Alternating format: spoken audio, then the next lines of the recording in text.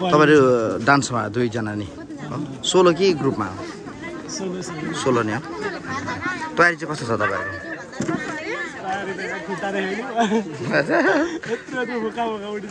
नाचेर नि हो है तपाईहरु खुट्टाहरु पनि खुट्टा फोकै उठिसक्यो है हाम्रो है नाचेर है यो भन्दा अगाडि अन्य रियालिटी शो तिर पनि जानु भएको थियो डान्सको जाने त ग्रुपमा गएको थियौ पहिले हजुर यो चाहिँ फर्स्ट टाइम हो के सिंगलको सेलेक्ट हुने कुरामा कतिको आशीर्वाद दिनुहुन्छ आज त अब यत्रो मेहनत गरेपछि त आज त संसारका विभिन्न ठाउँ विभिन्न देशमा पुगेर त हामी उहाँहरूलाई कक्षा सञ्चालन गर्न त पक्कै सक्दैनौँ यो युनिभर्स भनेको डान्स युनिभर्स भोइस युनिभर्स भनेको चाहिँ यो एउटा प्लेटफर्म हो जुन प्लेटफर्मलाई हेरेर संसारमा रहेका नेपालीहरूले संस्कार र संस्कृति सिक्ने यो एउटा प्लेटफर्म हो र त्यो उद्देश्य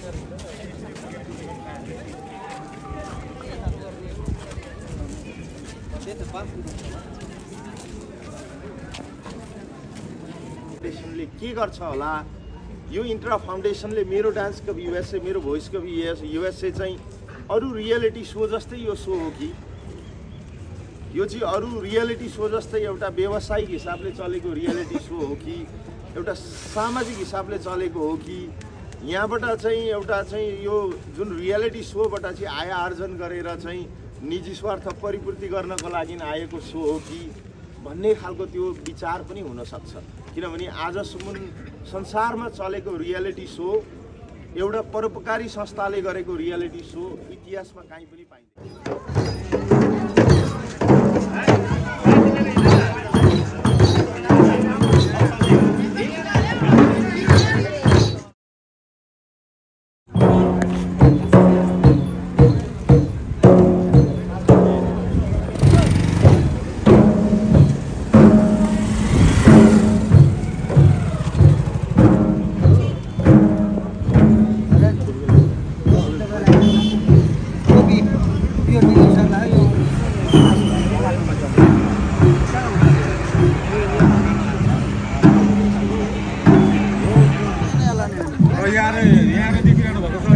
गाडीमा हाम्रो अतिथिहरू आइसक्नु भएको छ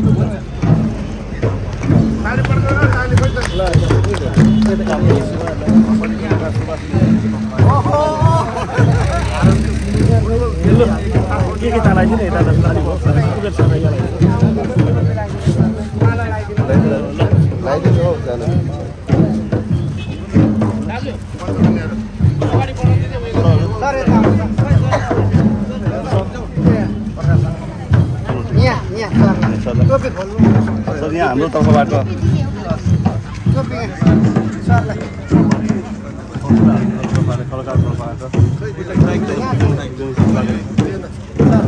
सर सिलसा हजुर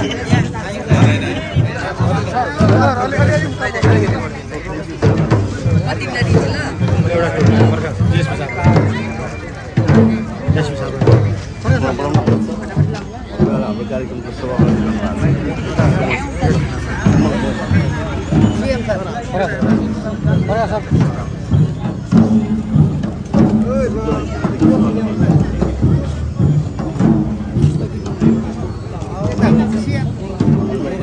पनि घरको बस्दै सम्बन्ध चाहिँ अझै बजार बन्द जान्छ। हुन्छ हुन्छ हुन्छ हुन्छ हुन्छ अगाडि ल हुन्छ फेरि पनि यहाँको योगदान यहाँको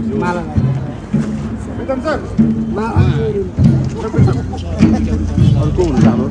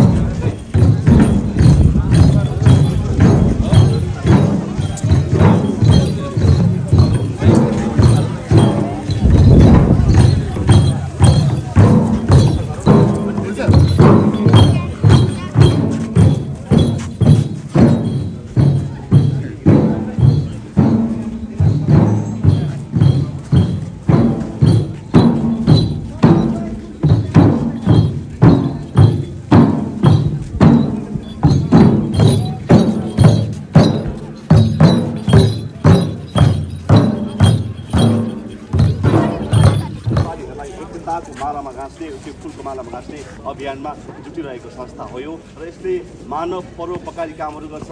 यो संस्थाले दुःख पाएका गरिब दुखीहरूलाई त्यस पछाडि नेपाली जहाँ जहाँ हुन्छ विशेष गरी नेपालमा बाढी पहिरो भूकम्प लगायतका प्राकृतिक प्रकोपहरू हुँदाखेरि त्यस ठाउँमा भएका जङ्गलको क्षति हुँदाखेरि पनि युनिटा फाउन्डेसनले आफ्नो तर्फबाट तन मन धन वचन र कर्मले सधैँ सहयोग गर्ने गरेछ। यसको लागि यहाँले जोरदार ताली लगाइदिनु र गीत सङ्गीतको माध्यमबाट नेपाली कला साहित्यको माध्यमबाट नेपाली भाषालाई विश्वव्यापी रूपमा चिनाउनुपर्छ भन्ने एउटा महान सोच बोकेर हिँड्दै गरेको एकजना युवा जसले आज संसारभरिका नेपालीहरूको घर आँगनमा पुगेर सबलाई जोड्ने काम गर्नुभएको छ, आफ्ना कुरा राख्नुभएको छ।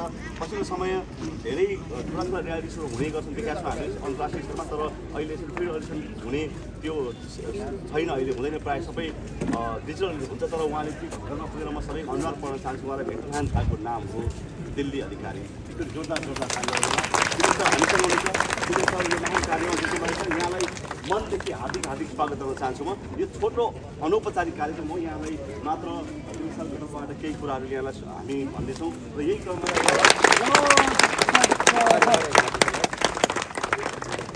प्रितम राई विनर हुन्छ। तपाईँ पनि प्रितम राईले जस्तै मेरो 18 वर्षको ताज जित्न चाहनुहुन्छ। थोरै मेहनत गर्नुहोस् र नेपाली सँगै अमेरिकामा नेपालमा पनि आएको बेला विभिन्न ठाउँमा अरू खेलहरू खेल्नुहुन्छ, भलिबल खेलाउनुहुन्छ, फुटबल खेल्नुहुन्छ, अन्य पनि खेलमा उहाँहरू त्यति रुचि राख्नुहुन्छ र खेलकुद विभाग प्रमुख हुनुहुन्छ खडा सुवेदी। म यहाँलाई पनि हार्दिक स्वागत गर्न चाहन्छु। त्यसै गरी इन्ट्रा फाउन्डेसनको बोर्ड मेम्बर देवकुमार हार्दिक स्वागत गर्छ, म यहाँलाई पनि हार्दिक स्वागत गर्न चाहन्छु। र हामीलाई सहयोग गर्नको निमित्त चाहिँ तपाईँ हाम्रो जीवन रक्षाको निमित्त देशको निमित्त अहरात्र खटिरहनु हुने व्यक्तित्वहरू पनि हामीलाई सहयोग गर्नको निम्ति आउनुभएछ। हामी उहाँहरूलाई विशेष मनदेखि धेरै धेरै धन्यवाद भन्दै जिल्ला प्रहरी कार्यालय प्रमुख झापा मिलन केसी हामीले जिल्लामा हार्दिक स्वागत गर्न चाहन्छु।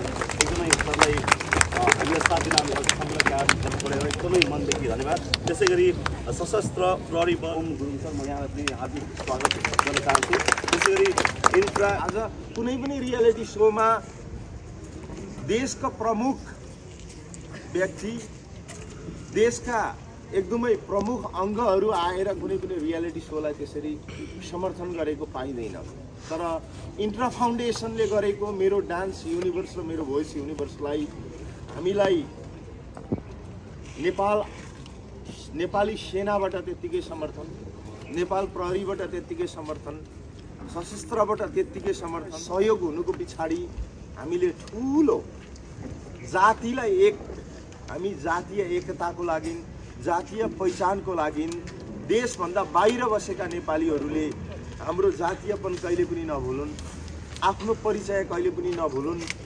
नेपाली हामी जाति संसारको जुनसुकै कुनामा रहे पनि मन मस्तिष्कमा चाहिँ म नेपाली हुँ भनेर जहिले पनि बाँच्ने अवसरहरू मिलोस्। हाम्रो संस्कार, हाम्रो मौलिकता, हाम्रो संस्कृति कहिल्यै पनि नगुमोस्। र सधैँ हाम्रा नानीहरूमा हामीले के दिन सक्छौँ भन्दाखेरि देश तथा विदेशमा बसेका नानीहरूलाई हामीले कमसेकम आफ्नोपन दिन सकौँ।